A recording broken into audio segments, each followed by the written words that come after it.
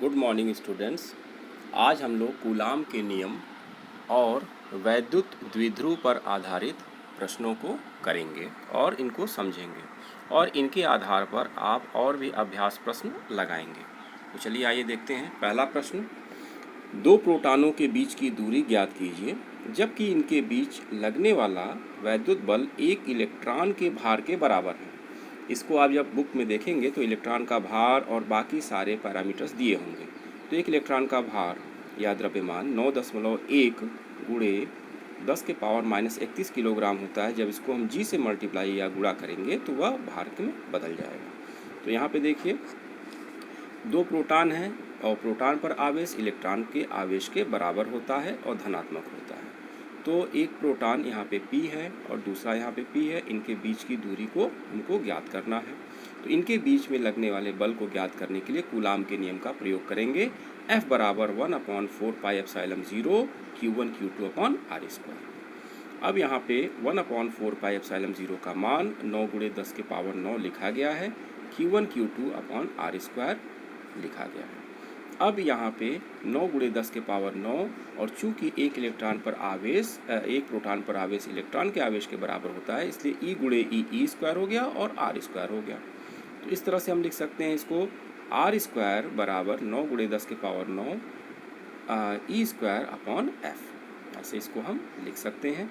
मान रखेंगे तो यहाँ पे f कितना है, यहाँ पे आप देखिए f mg के बराबर है और m कितना है, इलेक्ट्रॉन के द्रव्यमान के बराबर। तो ये हो जाएगा 9 × 10⁻⁹ E² अपॉन mg। ठीक, तो अब इस पे मान जब रखेंगे तो ये आएगा 9 × 10⁻⁹ और इलेक्ट्रॉन या प्रोटॉन का जो आवेश है वो 1.6 × 10⁻⁻19 का स्क्वायर हो जाएगा और m है नीचे 9.1 × 10⁻31 इंटू g, यानी 9.1 × 10⁻31 इंटू 9.8। अब यहाँ पे सॉल्व योरसेल्फ, जब इसको आप सॉल्व करेंगे तो इसका जो मान आएगा वह 0.161 मीटर के करीब आएगा।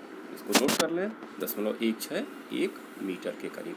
अब यहाँ पे करना क्या है, यहाँ पे आप देखिए 9 × 10⁻⁹ है, इसका सीधे वर्गमूल बाहर आ जाएगा। 1.6 × 10⁻⁻19 का वर्ग है, इसका भी आ जाएगा। बच गया ये 9.1 इंटू 9.8। इसको आप अंडर रूट में सॉल्व कर लीजिएगा 10⁻31 को -30 में बदल कर। आइए दूसरा क्वेश्चन देखते हैं। फिर से इसका आंसर 0.161 मीटर के करीब आएगा, आप इसको चेक कर लीजिएगा। दूसरा क्वेश्चन, वायु में रखे दो सजातीय आवेश एक दूसरे पर बल आरोपित करते हैं। तेल जिसका परावैद्युतांक, अच्छा एक चीज़ यहाँ पे पढ़ाते समय यह छूट गया था कि जब हम कूलाम का नियम लिखते हैं तो 1/4πε0 के लिखते हैं। के वह है जो किसी माध्यम का परावैद्युतांक है। यदि माध्यम निर्वात है तो उस के का मान हम 1 लिखते हैं, तो सीधे 1/4πε0 लिखते हैं। तो इस पर ध्यान देने की ज़रूरत है, जब परावैद्युतांक आएगा तो उसमें 1/4πε0 के का प्रयोग करेंगे। यानी कुल फार्मूला क्या होगा, वह F = 1/4πε0 के Q1 Q2 अपॉन r²। तो इसको ध्यान देंगे। फिर से आइए देखते हैं। वायु में रखे दो सजातीय आवेश, सजातीय मतलब एक तरह के, एक दूसरे पर बल आरोपित करते हैं। तेल जिसका परावैद्युतांक के बराबर 4 है में रखने पर आवेशों के बीच की दूरी ज्ञात कीजिए जबकि आवेशों के बीच उतना ही बल आरोपित हो। अच्छा, यहाँ पे एक चीज़ छूट गया है कि दोनों एक दूसरे से 20 सेंटीमीटर की दूरी पर हैं, वायु में रखे हैं, तो 20 सेंटीमीटर भी आप नोट कर लेंगे। तो अब देखिए यहाँ से, जब आवेश वायु में रखे हैं कूलाम के नियम से, इनके बीच की दूरी r 20 सेंटीमीटर है। तो Q1 Q2 यहाँ पे हम मान रखेंगे 1/4πε0 Q1 Q2 अपॉन r²। वायु है इसलिए यहाँ पे k का मान 1 लिया गया है। परंतु आवेशों को तेल में रखने पर, जब हम तेल में रखेंगे तो मान लिया कि यह r' हो गया, दूरी r' हो गई। तो f' अब हम लिखेंगे और इनके बीच लगने वाला बल जो है वह f' है। तो f' बराबर 1/4πε0 के Q1 Q2 अपॉन r'²। प्रश्नानुसार क्या है कि दोनों बल बराबर हैं, तो f बराबर f' करेंगे।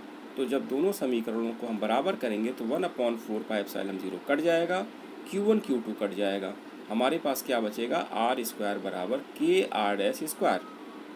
यहाँ पे देखिए r' स्क्वायर यहाँ पे है और k है, इसको इसमें जब हम इक्वल करेंगे तो यहाँ केवल ये आर स्क्वायर के बराबर होगा। Q1 Q2 और 1/4πε0 कट जाएगा दोनों तरफ से। तो मिलेगा क्या हमको, आर स्क्वायर बराबर के आर डैश स्क्वायर, या आर डैश स्क्वायर बराबर आर स्क्वायर अपॉन के। तो आर डैश बराबर आर अपॉन अंडर रूट के। अब यहाँ पे आर का मान 20 रखा गया है, के का मान 4 दिया हुआ है, तो यह हमको 10 सेंटीमीटर प्राप्त हो जाएगा। आइए अगला क्वेश्चन देखते हैं। भुजा ए वाले वर्ग ए बी सी डी के प्रत्येक कोने पर क्यू आवेश रखा गया है। डी बिंदु पर रखे आवेश पर बल ज्ञात कीजिए। ध्यान से देखिए, यहाँ पे ए बी सी डी यह 4 बिंदु हैं, सब पे क्यू आवेश रखा गया है और इसकी भुजा ए है। तो हमको डी पर ज्ञात करना है कि कितना परिणामी बल लग रहा है। अब यहाँ पे देखिए, ए के द्वारा बल लगेगा जो एफ ए दिखाया गया है, बी के द्वारा लग रहा है इस तरह से एफ बी दिखाया गया, और सी बिंदु पर रखे आवेश के द्वारा बल लग रहा है तो एफ सी दिखाया गया है। चित्र से देखिए, एफ ए यानी एफ ए और एफ सी का मान बराबर होगा क्योंकि यह इन दोनों के बीच की दूरी और आवेश बराबर है। तो यह हो जाएगा 9 × 10⁹ Q square upon A square के बराबर। अब देखिए एफ बी में क्या है, दूरी है a√2। ऐसे हम चूंकि ये ए है तो पाइथागोरस के प्रमेय से हम इसको निकाल लेंगे, ये आ जाएगा a√2 जो बी डी दूरी है। अब इस बी डी दूरी को जब हम रखेंगे इसमें ए स्क्वायर की जगह पे, तो अंडर√2 ए का होल स्क्वायर जब करेंगे, स्क्वायर करेंगे तो 2a स्क्वायर होगा। तो एफ बी का मान 9 × 10⁹ Q square upon 2a square के बराबर हो गया। इस तरह से हमको तीनों मिल गए, F A, F B, F C. अब यहाँ पे आप देखिए कि एफ बी की दिशा में हम एफ ए और एफ सी दोनों को क्या करेंगे, यहाँ पे रिजॉल्व करेंगे यानी एफ बी की दिशा में एफ ए और एफ सी को वियोजित करेंगे। तो यहाँ पे देखिए, इसको चित्र के द्वारा समझाया गया है। या डी बिंदु है, या एफ ए लग रहा था, या एफ सी लग रहा था, या एफ बी लग रहा था। तो यह दोनों, इन दोनों के बीच का कोण 45 डिग्री का होगा। तो एफ ए का एफ बी की दिशा में जो घटक होगा वह क्या होगा, एफ ए cos 45। इसी तरह से एफ सी का एफ बी की दिशा में जो घटक होगा वह होगा एफ सी cos 45। और एफ बी पहले से है, तो उपरोक्त पर डी पर जो यानी कि नेट बल, अच्छा इसके देखिए दो कंपोनेंट होंगे, एक cos 45 एक sin 45। तो sin 45 वाले कंपोनेंट दोनों एक दूसरे के विपरीत हैं, तो इनका प्रभाव नहीं पड़ेगा, इसलिए इसको क्रॉस कर दिया गया। ठीक, फिर से समझ लें एक बार कि एफ ए को एफ बी की दिशा में एफ ए cos 45 लिखा गया है, उसके लंबवत एफ ए sin 45 लिखा गया है। इसी प्रकार एफ सी का घटक होगा एफ सी cos 45 और इसका लंबवत घटक होगा एफ सी sin 45। तो चूंकि एफ ए sin 45 और एफ सी sin 45 एक दूसरे के बराबर एवं विपरीत है, इसलिए इनका योगदान नहीं होगा, केवल कॉस वाले घटक का योगदान होगा। तो डी बिंदु पर लगने वाला जो नेट बल होगा वह एफ बी होगा। यहाँ पे आप देख सकते हैं एफ सी cos 45 यहाँ पे जो दिखाया गया है, और प्लस एफ ए cos 45 यह दिखाया गया है। ठीक, तो अब इन सब का मान रखेंगे तो एफ ए, एफ बी और एफ सी cos 45 का मान 1/√2 और cos 45 इसका मान भी 1/√2। तो इस तरह से यह एफ सी एफ ए। अब यहाँ पे एफ सी चूँकि एफ ए के बराबर है और मान लिया वो एफ के बराबर है, तो यहाँ पे एफ बी + 2f/√2 हो गया, और यहाँ पे 2f/√2 एफ बी + √2f हो गया। अब हम मान रखेंगे तो 9 × 10⁹ सब में है, कॉमन हो गया, और यहाँ पे Q square upon 2a square F B का मान हो गया, और एफ का मान Q square upon A square, चूँकि 9 × 10⁹ पहले से कॉमन ले लिया गया। अब Q square upon A square भी कॉमन ले लेंगे तो हमारे पास बचेगा 1/2 पर प्लस √2। तो इस तरह से इसको हम सॉल्व करके दिखा सकते हैं कि एफ डी बिंदु पर लगने वाला नेट बल 9 × 10⁹ Q square upon A square, और इसको इस तरह सॉल्व कर लेंगे तो 1 + 2√2/2 हो जाएगा। तो इस तरह से इस क्वेश्चन को भी कर लेंगे, इस तरह के और क्वेश्चन को भी कर लेंगे जो त्रिभुज वगैरह के रूप में दिए होंगे। अब यहाँ पे एक डाइपोल पर आधारित प्रश्न है। तो दो बिंदु आवेश +3 माइक्रोकूलाम और -3 माइक्रोकूलाम, 1 माइक्रोकूलाम में 10⁻⁻6 कूलाम होगा। तो +3 माइक्रोकूलाम और -3 माइक्रोकूलाम एक दूसरे से 2 × 10⁻³ मीटर की दूरी पर स्थित हैं। ज्ञात कीजिए। पहला, द्विध्रुव से 0.6 मीटर दूरी पर निरक्षीय स्थिति में वैद्युत क्षेत्र की तीव्रता तथा वैद्युत विभव। चूँकि वैद्युत विभव अभी हम लोग पढ़े नहीं हैं, लेकिन फिर भी यहाँ पे बताया गया है, और इसको आगे जब पढ़ेंगे तो इस पर आधारित प्रश्न भी करेंगे। बी क्या है, वैद्युत द्विध्रुव को 90 अंश घुमा देने पर उसी बिंदु पर वैद्युत क्षेत्र की तीव्रता तथा विभव। अब देखिए प्रश्न में -3 माइक्रोकुलाम और +3 माइक्रोकुलाम है और इनके बीच की दूरी 0.6 दोनों के बीच की दूरी 2 × 10⁻³ मीटर है, यहाँ पे दिखाया गया है। तो ये 2L के बराबर हम लेंगे। तो द्विध्रुव आघूर्ण कितना होगा, Q × 2L के बराबर होगा। Q का मान 3 × 10⁻⁻6 और 2L का मान 2 × 10⁻³ यह हो जाएगा 6 × 10⁻⁹ कूलाम मीटर। निरक्षीय स्थिति में जो इलेक्ट्रिक फील्ड या वैद्युत क्षेत्र की तीव्रता होती है वह 1/4πε0 P/r³ के बराबर होती है। P का मान 6 × 10⁻⁹, 1/4πε0 का मान सबको पता है 9 × 10⁹ और r का मान 0.6 है, इसका क्यूब कर देंगे और इसको सॉल्व करेंगे। जब सॉल्व करेंगे तो यहाँ पे देखिए कुछ चीज़ें काटी गई हैं, इसको सॉल्व किया गया है और सॉल्व करके इसका उत्तर आया 1000/4 यानी 250 न्यूटन प्रति कूलाम। तो इसको आप कर लेंगे और निरक्षीय स्थिति में वैद्युत विभव 0 होता है, इसको बाद में हम लोग डिस्कस करेंगे। अब द्विध्रुव को 90 अंश घुमा देने पर वही बिंदु अब अक्षीय स्थिति में हो जाएगा, क्योंकि उसको घुमा देंगे तो वही जो निरक्षीय होगा वो अक्ष पे आ जाएगा। तो वैद्युत क्षेत्र की तीव्रता अक्षीय स्थिति में होता है 1/4πε0 2P/r³। अब यहाँ पे 2P, P का मान 6 × 10⁻⁹ है और 2 है, 1/4πε0 का मान 9 × 10⁹ है और यहाँ पे r है 0.6। इसको जब हम सॉल्व करेंगे तो ये 500 न्यूटन पर कूलाम या 500 न्यूटन प्रति कूलाम आएगा। वैद्युत विभव क्या होगा, 1/4πε0 P/r² आएगा। चूँकि इसको नहीं बताया गया फिर भी लिख दिया गया है तो इसका मान आ जाएगा 150 वोल्ट। सॉल्व कर लेंगे।